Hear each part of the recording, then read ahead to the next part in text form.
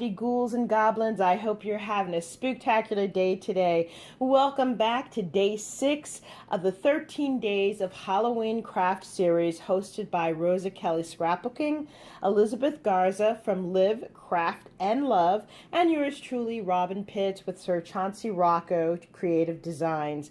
For today's project, I created this adorable 3D witch's boot home decor project. I did use a digital file from SVG Addicts, and I will be sure to include a link in the description box below. This was a really fun project to make, although it was quite challenging. Once I finally got the base of it, I had so much fun decorating. I decided to use a bright neon green glitter paper to make this boot because I wanted people to know that this witch is in the house. When she comes into a room, you certainly will not miss her with these bright green glittery boots.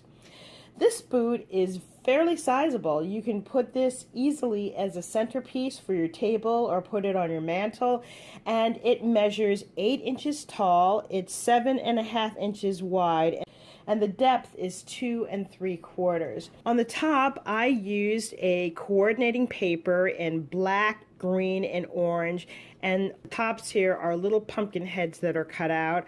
I included a little spiderweb pick here, a floral spray, and a sentiment that says Hocus Pocus, and I did use the spider rings in an amber color.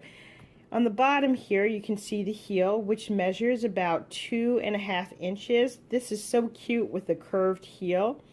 And on the sides, I did use glitter foam spider webs for the heel and near the toe. This is the front of the boot, and on the top here, I have it filled with candy. Now this candy bag goes all the way down here, so you can really fill this up with a lot of fun goodies. On the inside of the lip, we have these fun pumpkins, and then we have that coordinating orange, green, and black paper. I used black satin ribbon to form the laces, and we have little eyelets here. And then on the front of the boot, where the toe is, I've included another spider.